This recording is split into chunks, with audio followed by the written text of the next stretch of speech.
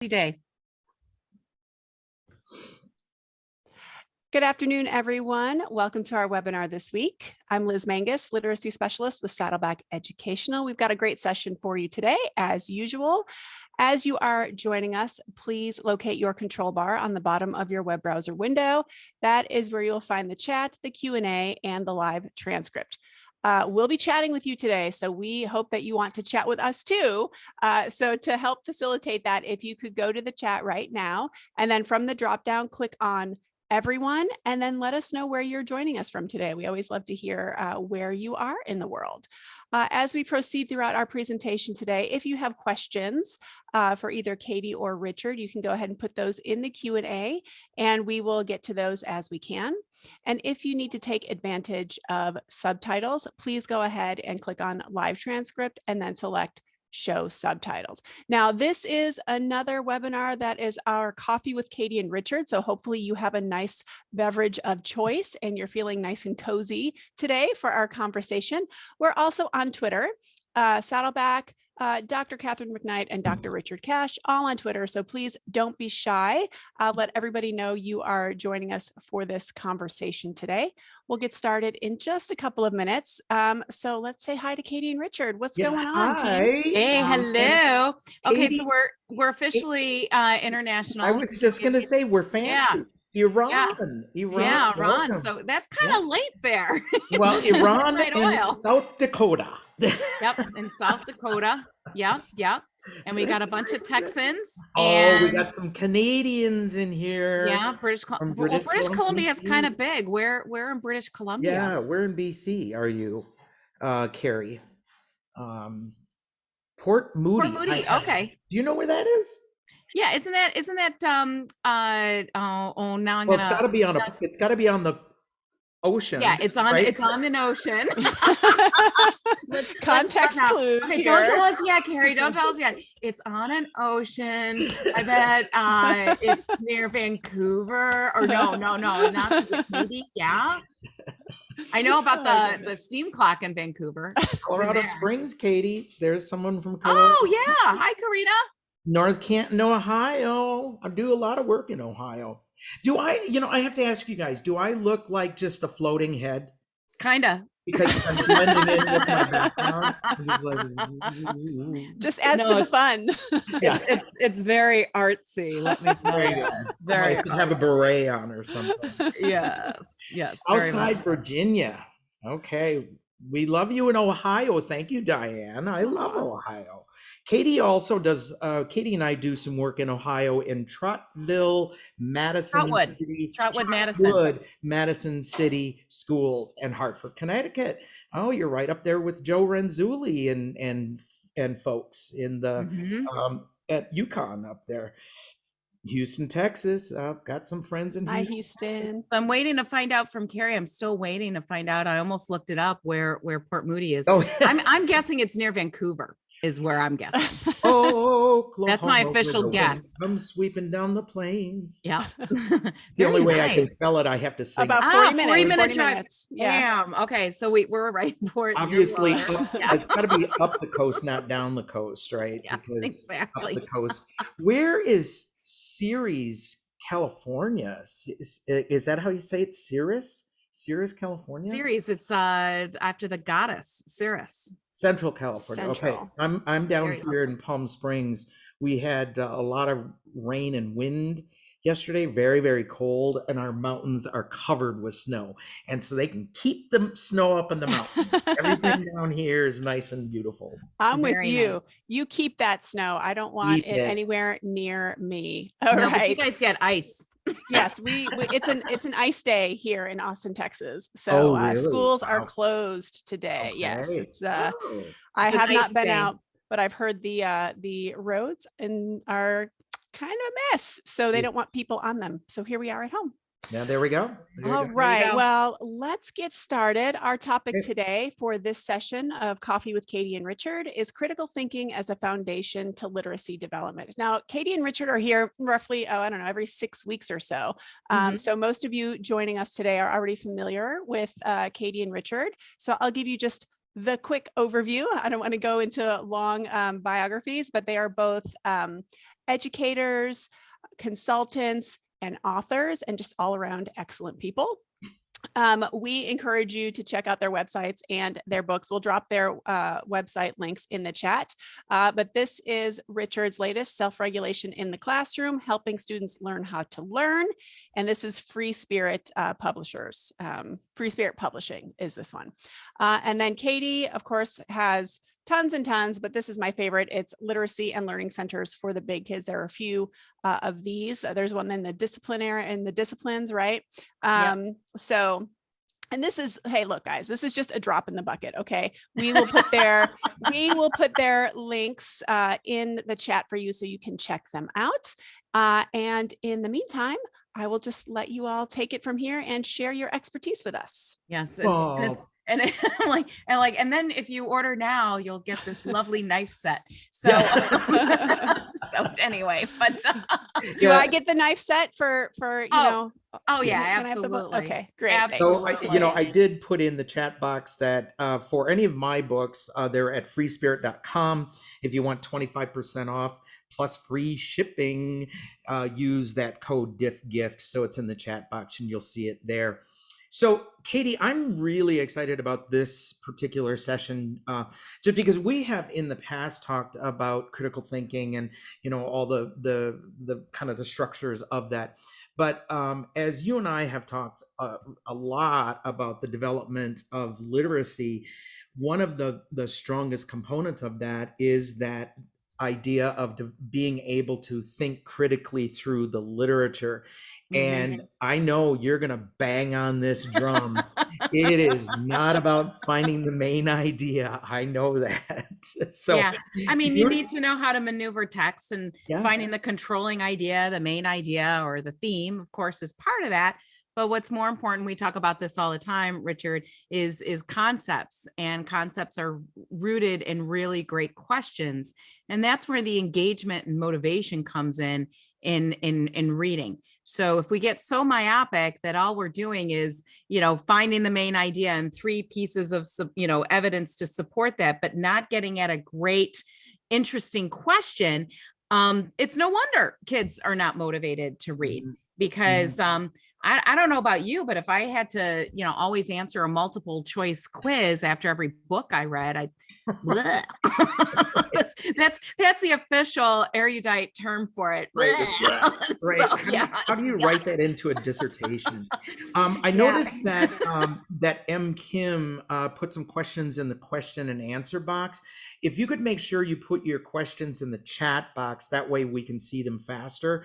And for those questions about maneuvering through college level text and ESL populations and content areas, you're going to see a lot of different ideas throughout this whole session here. So if we don't answer your question by the end, definitely ask it again. Okay, so let's go, Katie. Let's talk about then this thing, what is critical thinking? So critical thinking is not a polar opposite of creative thinking. It is a much more structured way of thinking. It is a consciousness. There's an organized consciousness to critical thinking. It's not as free flow as creative thinking is. It also requires you to be what is called open and fair-minded, which means sometimes that you're going to be asked to stretch your own perceptions, your own bias, your own stereotypes when you are doing these kinds of activities. Reasoned in that there has to be a supporting evidence to that particular thought process that you're having. And the big thing about critical thinking is that it has to be clearly communicated or articulated. You can't just run off at the mouth like you can in creative thinking. So Katie and I do a lot of improv stuff, and we can just run off at the mouth on these things. That's not critical thinking. Critical thinking really requires you to have that claim, that evidence, and that reasoning behind it. Okay, so next slide there, Dr. McKnight. She's got control of me today. I have the remote. Yes, she's got the remote. So again, like I said, you have to have evidence. You have to have facts behind this. You can't just make stuff up. And you really have to look at it from different points of view. It's not about just taking it from your gut. I mean, there is some inductiveness to it, that from the gut, but there's also that deductiveness to it. So you've got to have the basis of the evidence for that. You're really, for today's kids, this I think is the kind of the pinnacle here, is that critiquing sources of information, because so much stuff is available for kids for free. Yep, right here. Everything's right here. Yep. But remember, facts are free. And oftentimes, as we now see in the media, that you can bend anything. So what we're really asking our kids to do is avoid the noise, okay? And look for what's not being said, look for what's not being written, but also look for the sources. Okay, next slide there. So there we go. These are the general critical thinking strategies for reading and writing. So this is our basis for today's session. And we, like I said, the reason I'm so excited about this is because Katie's my guru on literacy stuff. So, and you know, Katie, I probably shouldn't have said that you're a guru, because you know what I say? Anybody that calls themselves a guru just can't spell charlatan. So well, that's what you have spell check for. Right. You know, well, the thing is, you know, I've been at it for what, 35 years now. Right. So I've been at it for a long time. And when you are constantly reading the research and you know, dive into it, you know, that's where you get the knowledge. You have a lot of historical history. So Yep. So when people say that to me, I'm just like, no, I'm just getting old. You know, that's really it. But here, this is the framework that we're going to go through in this session. So each one of these will be broken out individually for you with a graphic organizer that goes along with it. So that's what we wanted this session to be, is more about what you can do in the classroom right away, tomorrow, or whenever we go back into the classroom. So Katie, take it away. Yeah. So somebody, you know, said it's claim it, cite it, cement, or cite it. Wait. Yeah, claim it, cite it, cement it. And then somebody said, what's that? Well, that was our last webinar. So if you go onto YouTube and go to the Saddleback channel, it's on evidence-based argumentation and writing. So so that's where that comes from. So let's get at that first one, and Richard will be chiming in and watching the chat area, as we always do. And as he already alluded to it, that validating information is just, wow. You know, so I always say, all right, so let me just take a poll very quickly from our chat boxes. How many of you were like me? And I know it's true of Richard too. How many of you pounded out papers on an electric typewriter or manual typewriter when you were in college? I was in that last generation. I graduated with my undergraduate degree in 1988. So I was in that last group that was still pounding out papers on an electric typewriter. 1981 for me.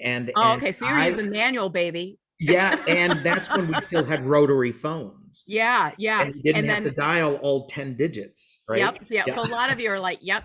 So remember when we were youngins, okay? And then for my youngins who are present, I don't want you to feel left out. So you can just Google this, okay? But remember that the mark of a really great student in our generation, or back in the day, until, you know, we had portable computers in our hands, was your teacher was really, or your professor was a shortcut. That was your Google. And because they were the expert, they had a lot of information, and it was faster to look it up. It was less arduous. So getting things into print, actually, up until the digital age, was much more arduous. It had to be vetted. So if it made it into print, and then of course we would have to go look it up in the periodic guide to literature, or that artifact of the card catalog, the original Google, then, you know, that took time. So our teacher was really that shortcut, or our professor. Well, we don't need to do that anymore, because really all that information is so readily available. So the mark of a great student in my generation And really up until, iPhone, phones became so readily available, was, could I get my hands on information? Could I get my hands on information? Did I have an extensive bibliography? And that was it. Now it's flipped. There's so much information, and our kids need to discern what is really valuable, not. So some colleagues will say to me, oh, I think the technology is really dumbing down, students, or it's not as rigorous. I argue the opposite. I think there's so much coming at us, because if you think of Bloom's taxonomy, I was on that bottom part of the triangle. I was just trying to get information, consume it. But because we skip that step, we are immediately going, up that apex on the triangle, and we're more in that analysis and critical. And that's really what's being demanded of us now, and our students as well. So they need to reflect and be able to think about what the difference is between strong evidence, weak evidence, or strong citation or weak citation. So, even if we have a claim and it's rock solid and it's great, we still have to go through this 3-step process as we're evaluating evidence. And that's reflecting on the claim. Do I really understand it and what's being asked of me? And that's why essential questions are so awesome too, is that there's always more than one perspective, more than one way to look at it. And we evaluate that claim too. And that's something too that, if you're familiar with reader response theory with Louise Rosenblatt, that the idea that, Richard has his opinion, we both have the same question, but he has his perspective and I have mine. When I listen to his point of view and reflect on it, that causes me to reflect on my own interpretation and my own belief system. So it may change, it may not, but it still spurs me to connect. And what's interesting about Rosenblatt and reader response theory is I was very lucky that in 2004, she was 100 years old, and her last public presentation was at National Council of Teachers of English, and I was there. And she reminded us all that she really, this idea of reflecting and evaluating is about a defense of democracy. It's rooted in democratic ideas and thoughts. And she developed reader response theory in the 30s. And we all, of course, know what was happening in the 1930s. So then we decide, is this claim, do I want to support it or not, depending on the degree to which I agree or disagree with the idea. And so we go there, and then here's some evidence of what that looks like. And this is, I shared this last time Richard and I did our Coffee with Katie and Richard, that, it's really important for kids to see what isn't weak, like the non-example and the good example. And there's brain reasons for that I guess Richard's going to chime in for that, but it helps to evaluate and solidify our thinking even more. Yeah. Thanks, Kathleen, for adding that reader, text, and poem. And then if you really want to get nerdy, her seminal work is Reading as Exploration. And it was in like the 500th edition before she passed. But she was my muse, and still is my muse, the way that she wrote about thinking about text and how it's situated within a culture and society. So Richard, do you want to add anything there? You look like you got something to say. Well, just because you said my name, I paid attention. Richard. What I want to say is, when you were talking about the brain, too often we don't give clear explanations to kids as to what is weak versus what is strong. So giving them an example and having them discuss the examples as to why this is a weak argument or weak evidence, why this is a stronger piece of evidence, that really helps them start, even if they, because that's a demonstration, that's the modeling right here. Even if they copy it, that's perfectly fine, because that's the stage that they're in before they start becoming more practice oriented and then independent with them. So neurologically, they have to see what it looks like that's weak and what it looks like when it's strong. So there you go. Yep, absolutely. Okay, so thank you for that. And then, as you were talking to, I'm thinking about your claim and my own point of view. I'm thinking about John Hattie's work, and collective teacher efficacy is numero 1 most influential factor on student learning. Numero 2, second one, is teacher clarity. And that's what you're talking about, is teacher clarity. It all boils down to, when we went to teacher school, that your expectations and how we communicate to kids, how critical that is. So we can't assume that they know. And so we have to show them. So identifying point of view, here are some examples too. If you're not familiar, if you're a social studies history teacher, I highly recommend Read Like a Historian. Wonderful website. And it's from Stanford University. They were the ones who sponsored that platform. And they always talk about sourcing a document. So when students go into primary source documents, or really any text, even if it's in a science course or it's in a ELA class, is source it. Who wrote it? Why was it written? When was it written? Where was it written? Is it reliable? Why or why not? And determining that. So it gives them a really great protocol.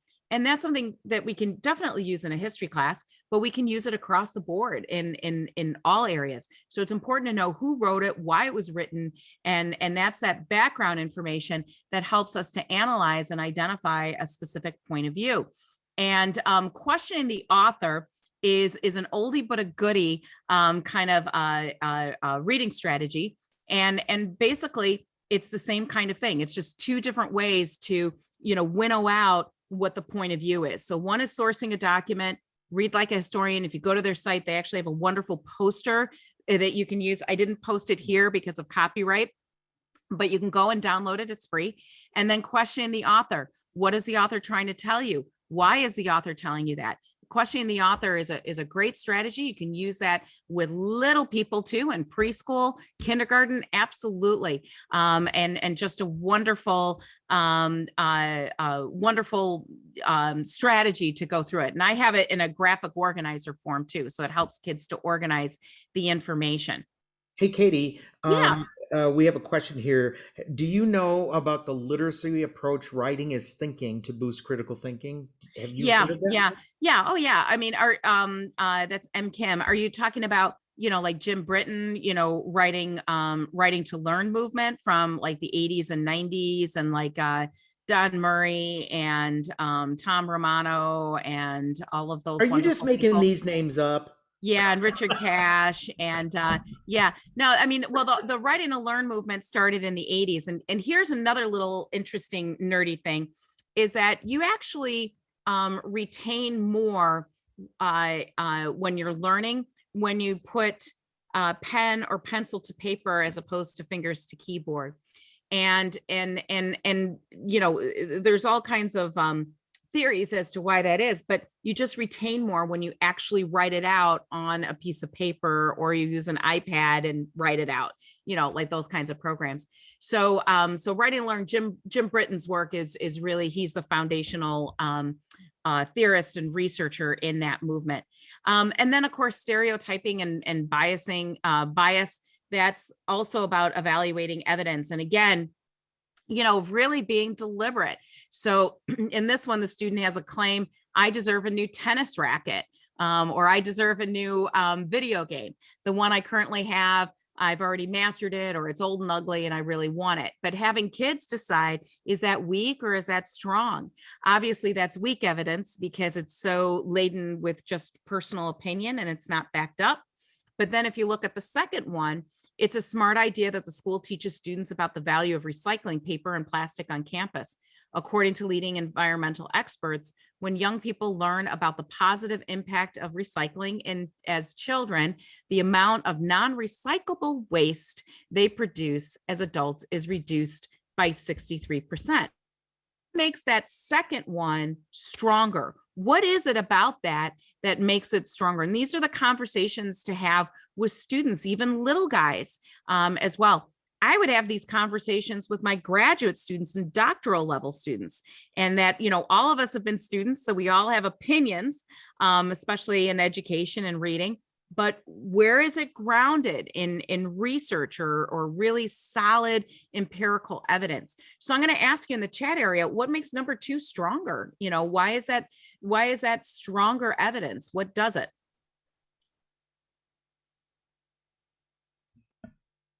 Give folks a moment to. Yeah.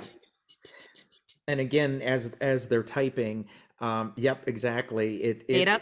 It's about having the data. It's about the facts. And again, I think what is really brilliant about this process that you've got going, Katie, is that very first piece that you were talking about was the demonstration, was the modeling. Now, this is more practice based. So they're given several different options and they have to defend their position. So you're moving through those levels of self-regulation for learning, which this is really, really how we should be doing it. You can't just throw kids in the deep end of the pool. You have to give them the structures. You have to, give them the life jackets of how to swim. So yeah, everybody's right here. Yep. The most important word in developing literacy skills is modeling. That is the most important word.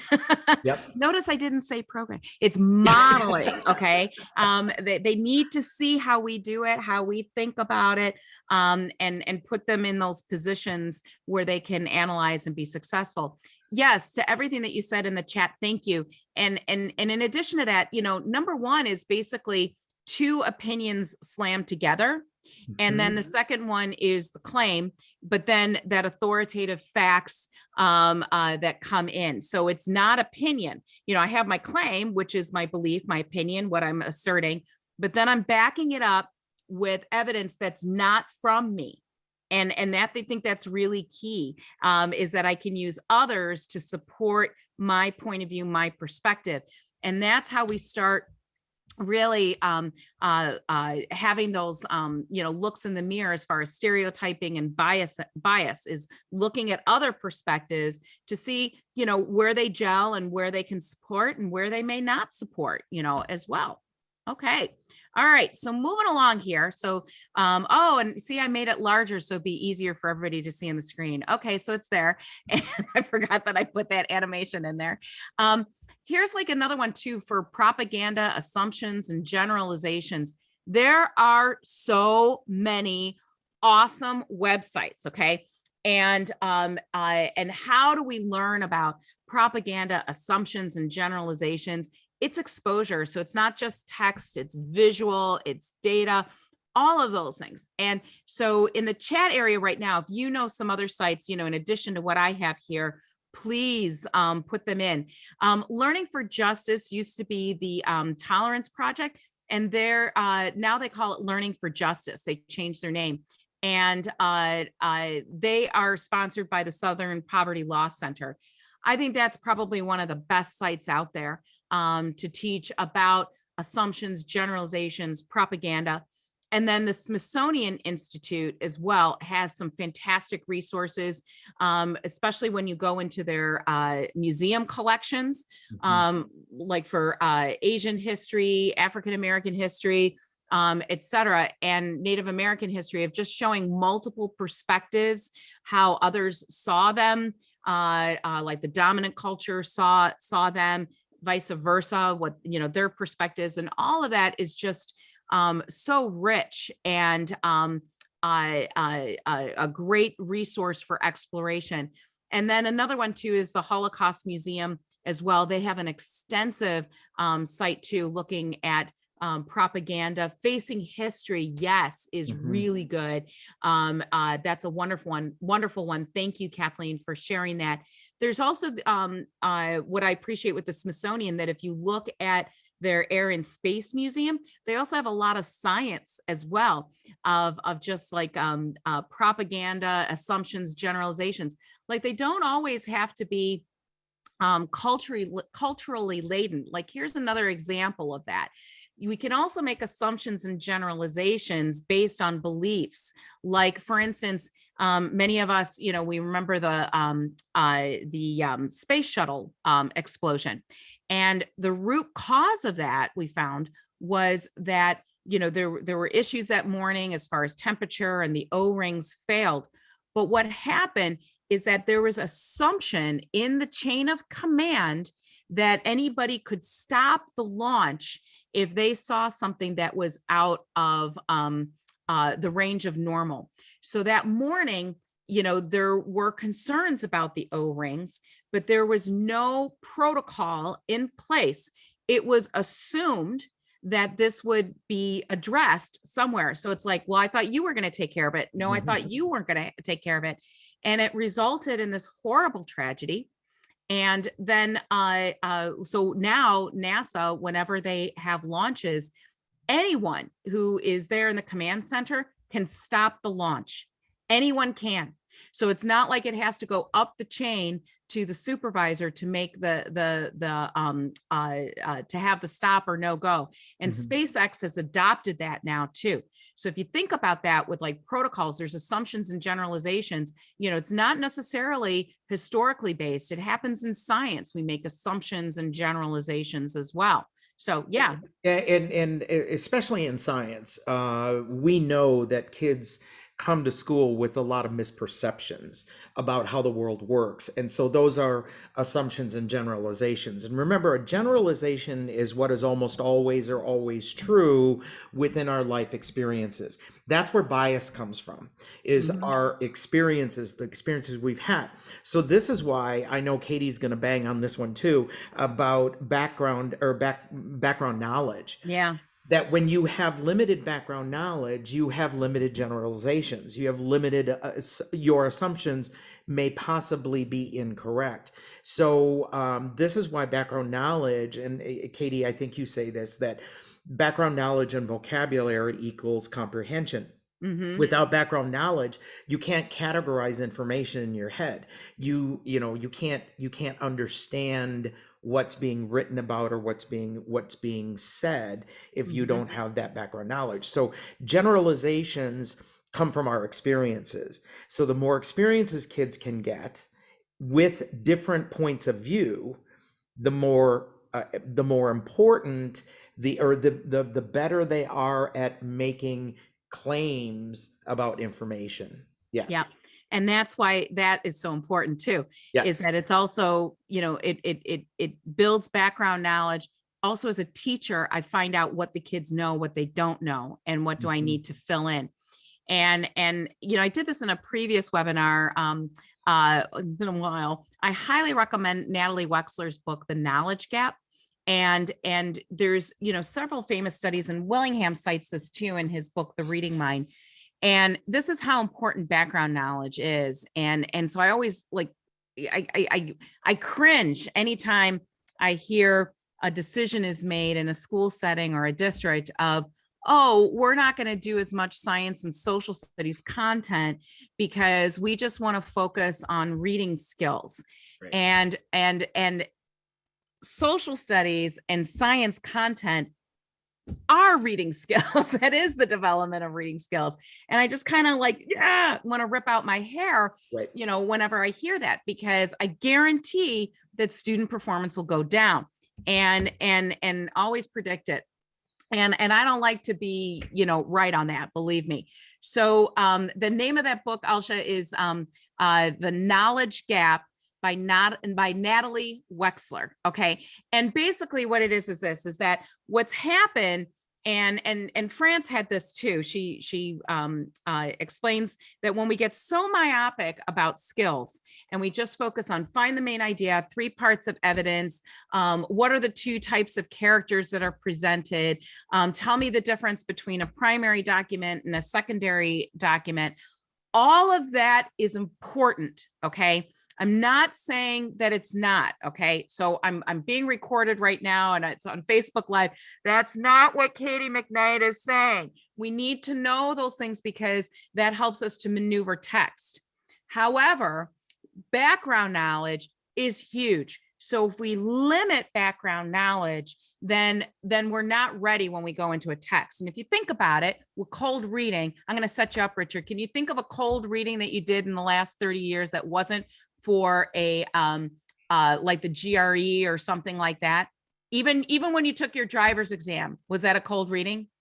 Well, no, because there's context to it. I had context to it, right? Even if I'm going to read the back of my Powerball ticket, that's not a cold read because I have context to it. Even if I'm going to read my tax forms, not that I want to read tax forms, Yes. mind you, but there's context to it.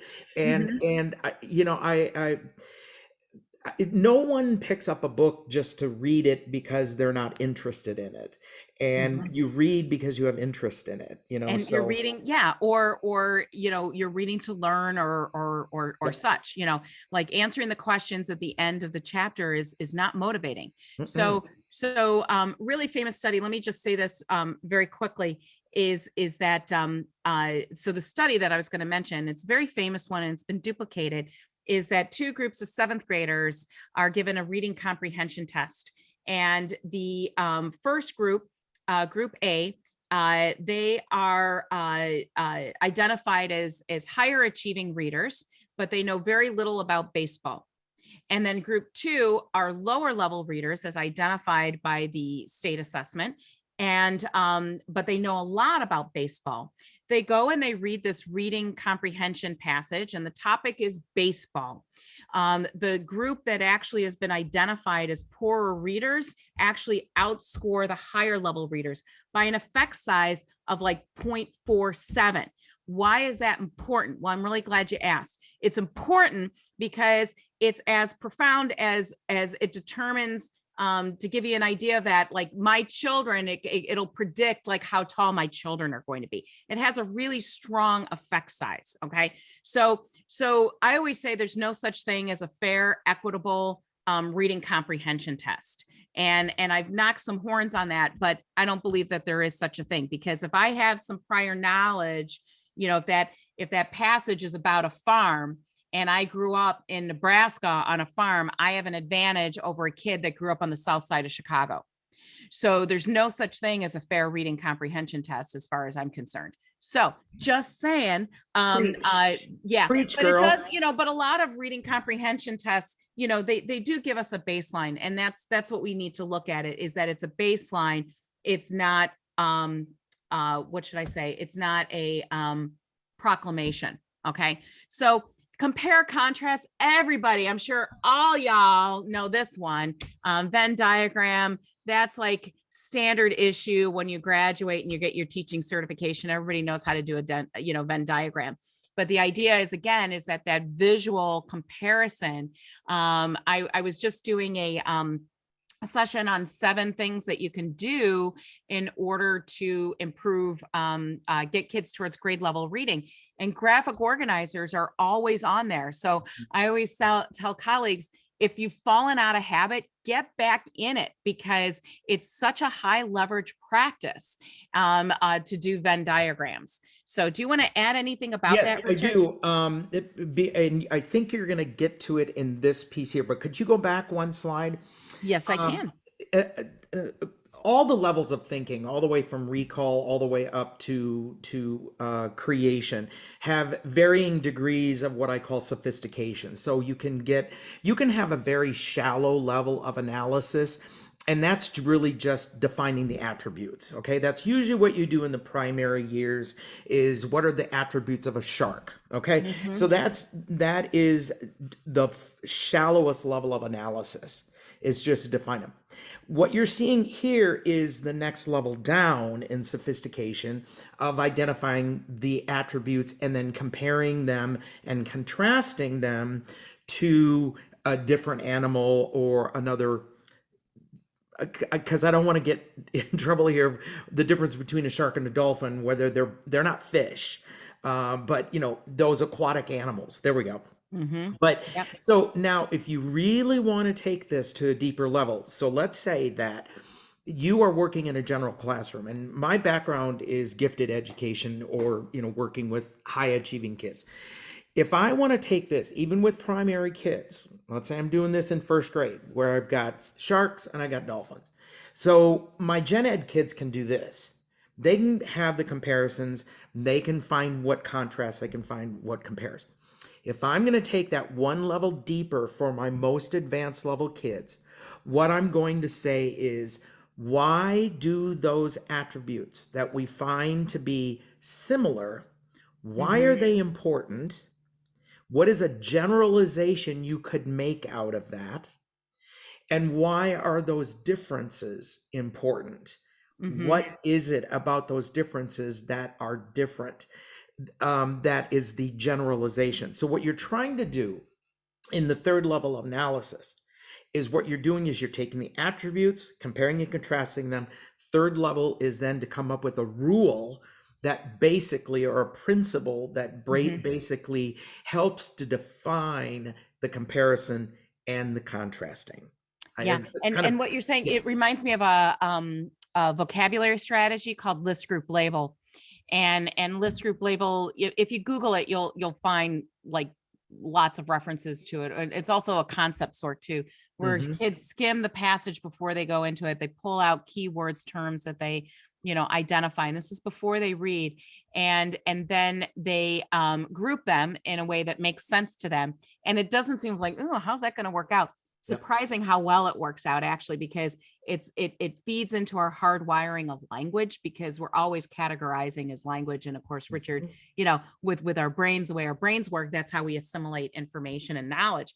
And then they label it, give it a label. Is it aquatic animals, or is it fish, or whatever it is. And then they go into the text and do that. But it's the same kind of idea, is that comparing and contrasting and categorization. And then somebody asked too at the onset too, will this work for older students? It's 0 to 99. This all works. I use variations of this. Obviously, I'm not going to use a Venn diagram with doctoral students with balloons on it, but it's the same concept. I'm going to use that with little people as I would with older students too. And it's just the way we're wired. It's just the way we critically analyze and think. Yeah. And here, Katie, is the connection between critical thinking and creative thinking. Yes. So when you go list group label, kids all have the same list of words, correct? Then they have different. Well, you can do it either way. I mean, I can provide the words, or what I like to do is I have the kids identify. But sometimes as a scaffolding, I'll do it first to model how I pulled out words. Yeah. Now here's how you combine critical thinking with creative thinking. So if let's say every kid's got the same list, and what they're going to do is then they're going to group those words into different categories. And what you're going to find is kids are going to put them in different categories. Here's where that's the creative thinking, the flexibility of putting things in different places. But then the labeling of that. Why did you do that group? And why did you do that group? So you're looking at them making a claim. Here's my evidence. This is why I group them that way. So it's about both the critical thinking and the creative thinking. So that's why you cannot say critical thinking is not creative thinking, because there is such an overlap with both of them. You need both of them to do that. Yeah. Now, both Katie and I were stage performers, or we've been stage performers. I'll tell you, as an actor, you had to do both. You had to be creative, but you also had to think critically. If somebody dropped a line, you couldn't just make up a line that didn't fit. You had to think about, okay, what's the movement? Where do I get that line? How do I get us back on track? And even when in improv, you can't just make stuff up that doesn't fit. So it is the combination between critical thinking and creative thinking. So that's wonderful. Yep. And then, so this one, I want to give you kind of another example of that, like a Venn diagram. That's something that we all know, but here's another way of looking at it too, is that Richard and I, right before the world shut down in March of 2020, Richard and I were working in a school district in Northern Virginia. And so the group of 7th grade teachers I was working on, the standard that they were focusing on, the skill, was a cause and effect. And it was in the state standards, and it's just like, identify causes and effects. So I wanted to ratchet up and get into more critical thinking, because that was one of our charges in the district. And I said, let's start with an essential question. Okay. And the text that was in the kids' book was Mount St Helens. So we used it as a mentor text. So we started with an essential question. Like, why is that important? It's not important that they know, everything changed environmentally because Mount St. Helens exploded. Well, yeah, that's an impact. But what's the big picture? As Richard would say, what's the concept? Because when we look at the concept and go beyond just identifying the cause and the effects, that's very surface level. But when we get into the concepts, that's what makes learning sticky. And so when you look at this, the concept is consequences. Well, consequences can relate to an ELA text, to a narrative literary story. It can relate to science. It can relate to all different, kinds of subject areas. So, I'm obsessed with the Great British Baking Show, and I've really I feel like I've gotten very sassy about mastering baking cakes. But what's the consequence if I don't have all of my ingredients at room temperature? Well, it inhibits emulsification. So there's another example of what's the consequence if I don't do it. Because there's been plenty of times like, oh, I didn't take the eggs out. I wonder if it's really going to mess up the cake. And I decide not to because I have done it and know the consequences. All right, so back to 7th grade, is that, so we have, how can an unexpected event lead to long-lasting consequences? So we took Mount St. Helens as a mentor text, and the skill that we're looking at, this is like classic state standards language, okay, vernacular. Cite strong and thorough textual evidence to support analysis of what the text says explicitly, as well as inferences drawn from the text. Okay, so whenever I read standards, I usually have that voice in my head, and it's usually like, ew, what's the strong cite? You know how you have voices in your head when you're reading? You should have voices in your head when you're reading, actually. But anyway, so we had the article on Mount St. Helens. So I modeled for the kids, and I had a simple graphic organizer of, here's the event. It was Mount St. Helens. Here are the effects. We listed them. Devastated forests, wildlife died, cut off roads, had an economic impact. Some people died from it. All of the power utilities went down. And we just went through and also talked about air quality and all these different things. And like people who lived in these areas, how they basically got shut off from the rest of the area because of this environmental impact. Well, it was interesting because then the kids, we just had all the effects listed. And I said to the kids, I said, are all effects created equal? And they were like, nuh-uh, And I said, how so? Go and talk in your table group. If you had to label these different effects, what would you label them and why? Well, we came up with environmental, social, political, economic impact. And they started doing, kind of connections between that these were all interrelated. Because I think especially with 7th grade, with cause and effects, they just kind of make a list like eggs, milk, flour, and they just makes it because they're filling in a blank to fulfill a prompt. So then from there, I said, okay, so we had the model for that. I said, what I want you to do, I want you to choose between these 3 topics. And the first one, remember, this was in February. I said, this mysterious virus that is in China right now, to look at that. So we had an article from Newsweek on that. And I always like to pull from real sources. So it was an article that I pulled off in Newsweek. And I said, and then there was, at the same time, there was a locust infestation happening in East Africa. So we pulled that article, and it was from I think it was like Discovery Magazine or something like that. And then the third one was, so it was the virus, it was that, and Garbage Island. We pulled Garbage Island, and I had an article on Garbage Island. So the kids got to choose which one they wanted to do. So a lot of times I'm asked this question. Colleagues will say, oh, but I haven't read all 3 texts. Do I need to read all 3 texts? I have 9/11 here. And then here's like 2 other options we could do too, is 9/11 or maybe like the 2004 Indonesian tsunami are 2 other examples. So here's the thing. Here's what the common ground is, that we're all answering the same essential question and exploring that concept of consequences.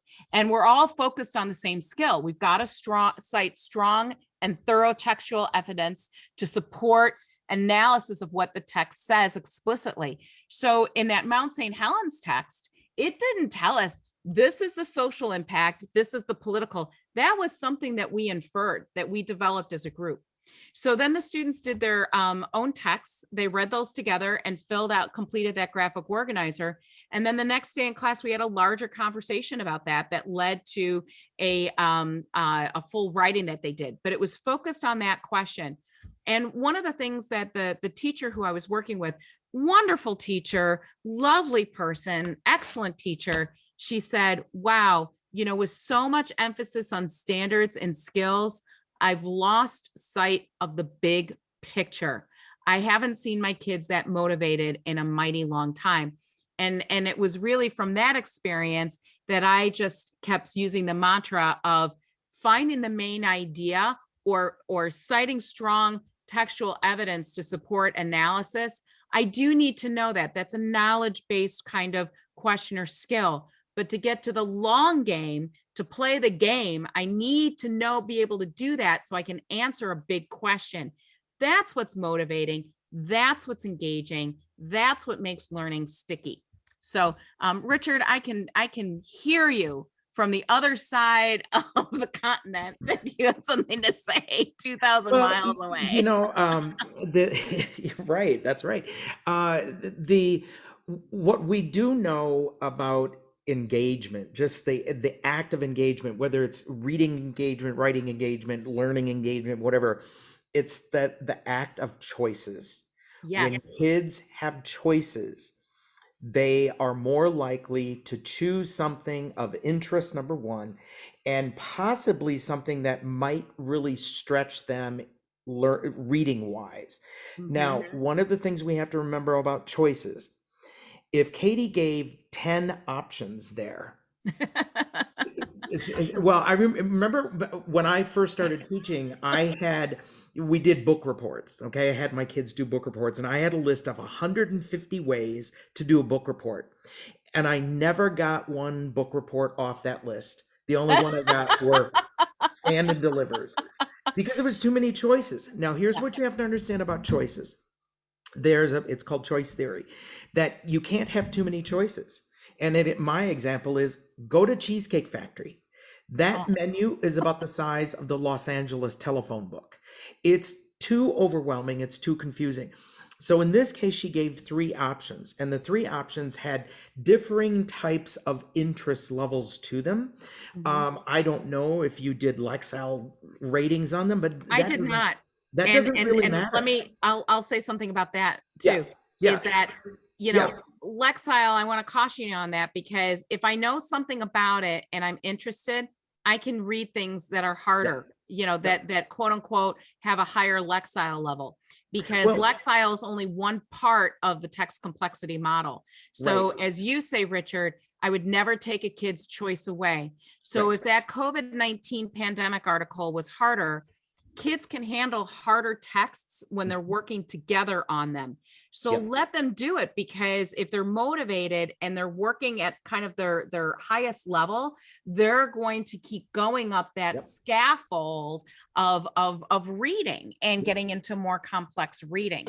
So I kind of bristle about that. Let me tell you on the flip side of that.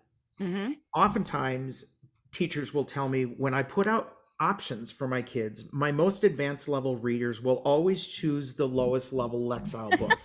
And I'll say, well, who wouldn't? Yeah, well, but it's about what's interesting. That's your problem.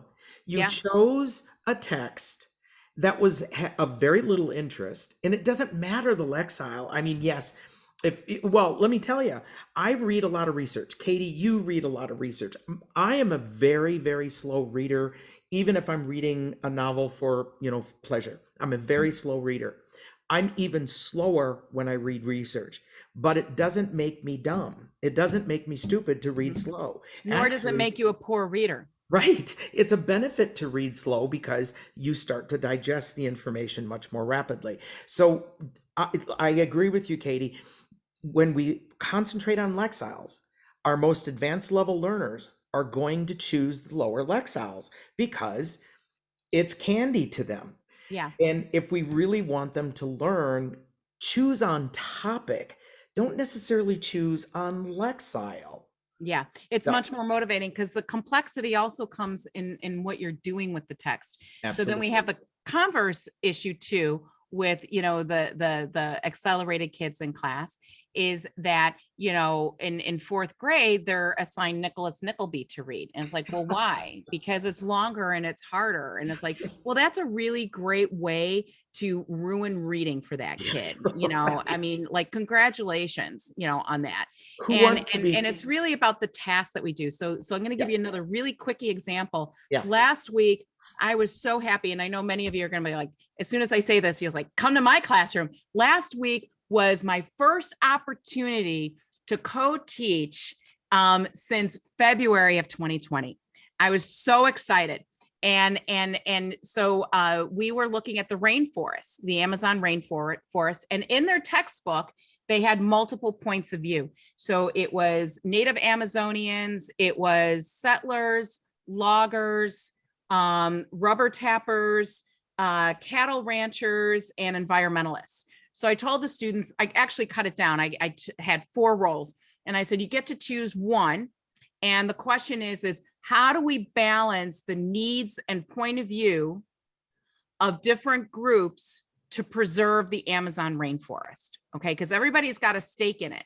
And so the kids read, and they read in their small groups, and they had a graphic organizer to work through the text.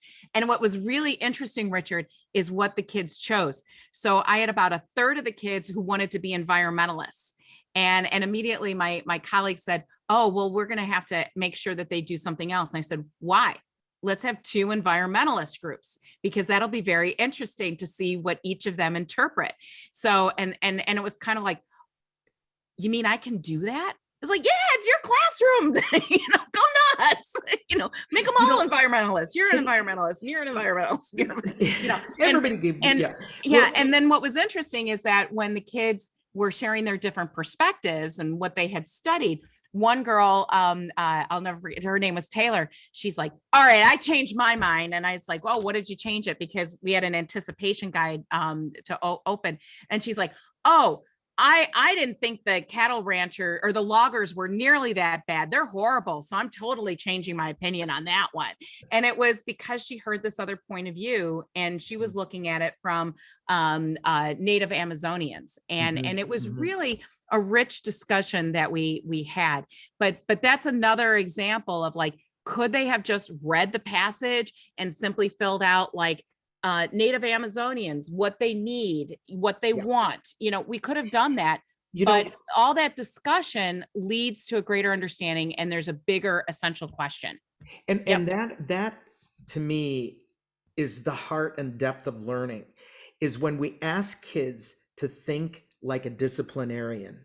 Yep. Don't think like a student. Think like a scholar. Think like a disciplinarian. So those kids were thinking like environmentalists.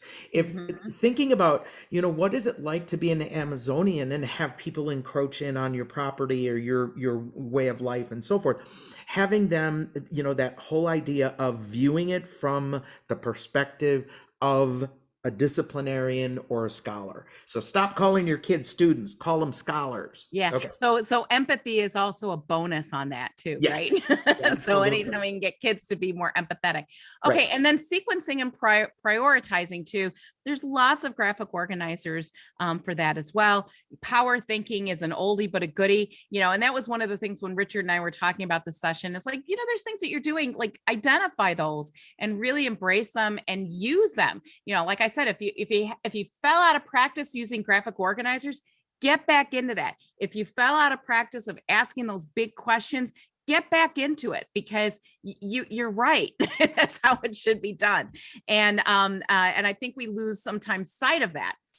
Here's another one too. This is a hypothesis guide. So again, it's that process, like teaching, you know, kids scientific method and going through a process for analysis. And then, and then I want to get to inferring too. Inferencing, I know many of you out there, that is a hard one, right? Because it's really, kids have to start seeing what's not explicitly stated. And that is not an easy thing to teach. So how do we teach that? Modeling. And one of the best strategies that I love, and if you've heard me present before, I'm always talking about sticky notes. It's like the best bang for the buck strategy out there. And basically what it is I model for students that when I have a question, comment, or connection, I write it down on my sticky note and I put it in the text. And I actually did this just last week in a classroom in Wisconsin. So here's an example of what this looks like. This is from the Hunger Games. And I've modeled this, for kids. So if I'm expecting them to do it in small group, like the group with the Amazon rainforest, I modeled for them first, and then they did it.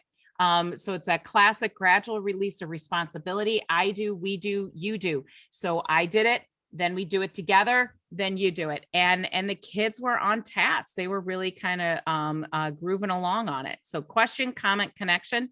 This is another one too for inferencing. This is good for me too, to figure out what's going on with the students. This is from the book Thief. It's called a stop and write, and students pick when they're going to stop. Now, notice that I said the students pick when they're going to stop. And of course, we'll always get that question of how many times do I need to stop? And of course, I've modeled it for them. And I said, well, in one page of text or 2 pages of text, I stopped X amount of times. So I would expect no less than 3, no more than 1 million, which usually frustrates me. Of course, I had a student last week say to me in class, like, are we getting a grade on this?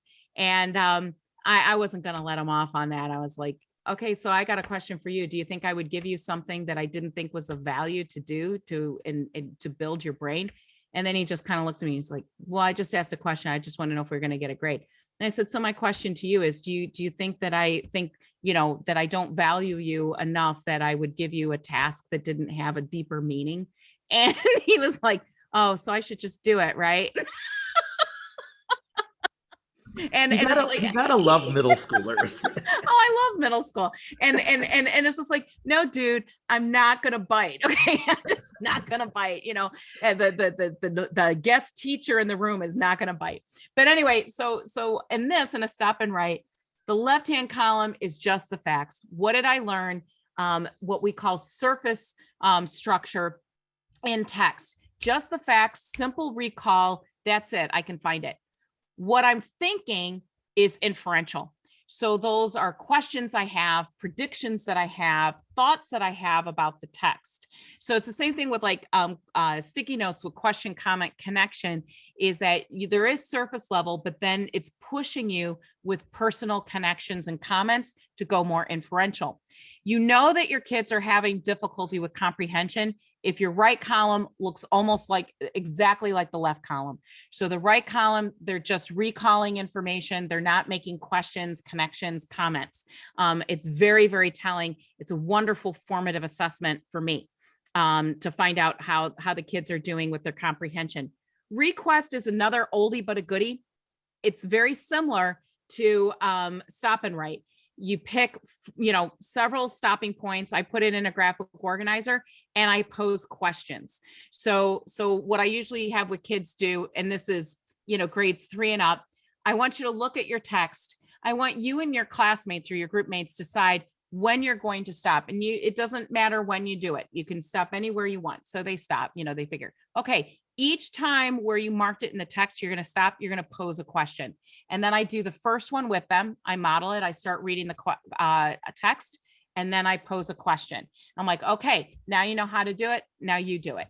And that modeling, probably that is single-handedly the biggest feedback that I always give is model, model, model, model. Yes, it can include annotation of text. Absolutely.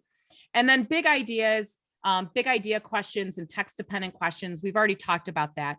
Of course, you're going to ask text dependent questions.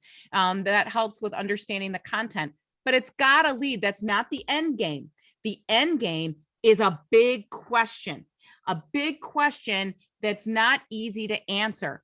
And so to give you, the Amazon at the end, the student said to me, well, what's the answer?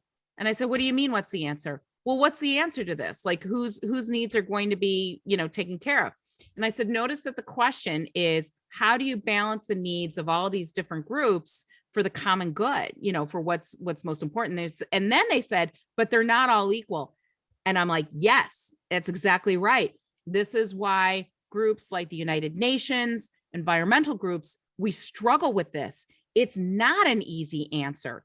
So if you think that there is an answer, there really isn't. And they're like, really? I'm like, yeah, really, really. So we need people who are thoughtful, knowledgeable, to be able to represent the different points of view, but also come to some kind of peace and harmony and balance that is going to take care of the rainforest and the common good. Okay, so again, it's deciding on that big idea or concept and develop a series of questions to support your students' exploration. Those are the text-dependent questions. So going along, like in request, for example, the students are posing the questions along, but it's always the end game is much larger. Always, because that's where it's fun. That's where it's interesting. And then encourage students to explore that big question in more than one text or more than one context. Again, and as I always say, here are the qualities of a great essential question, just to winnow it down. If I can answer it in Wikipedia, it's not an essential question. They're hard questions. They're open-ended and thought-provoking. A lot of things that I'll see in curriculum materials, I'll look at it and I'm like, that's not an essential question. You know, identifying the author's main idea, that's not an essential question. Okay. So I always refer to it as a faux essential question. They're saying it is, but it's not. And then it requires that higher order thinking that Richard and I are talking about. And then it points to big transferable conceptual ideas, and it raises additional questions like, why haven't we resolved the conflicts in the rainforest? Because it's complicated. It's not an easy thing to answer. Adults are struggling with it. It requires justification, evidence, and recurs over time. So if you think of that one of those first slides, when we talked about critical thinking, that it's sequencing, that it's this is it right here. It's all in here. You know, for one, we're out of time, and two, yeah, we are. To make it as simple as possible. Who, what, when, where questions are not essential questions. That was the other thing. How and why questions are usually essential questions. Why questions require reasoning. How questions require process. And that is exactly, I mean, boy, we could have wrapped this whole thing up in 2 seconds. Yeah, we could have just showed the last slide and then that's it. Like the butler did it, right? Yes, we're out of time. I think this is our last slide, isn't it? Yeah, I think it is. There it is. There you go. Yeah. So Liz, so we're not too far over. There she is. She popped up again. I'm back. Just when you forget about me, I just pop back up. Yeah, just to remind you I'm here. Yeah. Well, we can take a couple of questions. You know, I realize that folks may have you know, running here and there, picking up kids, running, you know, whatever. I understand that, but we can probably take a few questions. Yeah. If there are additional questions, now is the time for you to go ahead and put those in the chat or the question area. We've been answering them as they go along, as we went along today. So I think most of them have been taken care of. Yes, Kathleen, great question. We will be sending out an email either tonight or tomorrow with a certificate. It's also linked in the chat, and the recording will be there as well. While you are taking a moment to see if you have any other questions, let me go ahead and let you know who is coming up next week. All right, for the next 2 weeks, actually, I'll let you know. So next week we have Tina Bean from St Helens Education joining us specifically to talk about science and how we can maximize language opportunities for our multilingual learners when it comes to the science content area. Now, that's not a content area that we've addressed on our webinar series before, so we're excited for this one. This one will be next week at the usual time, 12 o'clock Pacific, 3 o'clock Eastern time. You'll also notice in your handouts, we have this webinar listed. This is 2 weeks from today, and this is with Emily Francis, and she's going to talk about how she gets her newcomers writing. And she invites you to bring along your own tips and ideas so we can sort of have a sharing session and talk about how we get our newcomers to generate some great writing. So 2 great sessions coming up. We hope you can join us. Don't forget that Saddleback's new Go SEL Literacy Library is now available. This is our high-low supplemental resource library around social and emotional skills. So let's go back to the chat, see what we've got. Did we miss any questions? No, we had a couple. I already answered them. Okay. And yeah, you know, but also you can always contact us. We're always happy to answer questions. And I'm just going to give a shout out to for Saddleback. I love Saddleback long before working with them on the webinars and some other projects. I've been a big fan of theirs for many, many, many years. And why is that? I'm really glad you asked me that question. The reason is that it's about that high interest and getting kids in text and encouraging kids to be in text and making it accessible. So I've always been a big fan of Saddleback's materials. Thank you. And I've just been a big fan of Liz. Oh, thank you. Well, obviously Saddleback is a big fan of Coffee with Katie and Richard, and they will be back. So don't worry about that. We'll give it another 4 to 8 weeks and you will see them back here. So thank you so much for joining us today. We appreciate you, and thank you to Katie and Richard. And we will see everybody next week. Take care. And the entire Saddleback team. You guys are awesome. Yeah. And to all those great teachers out there, thank you for what you do every day. Thank you. How many days till spring break? Okay. Bye. Bye-bye.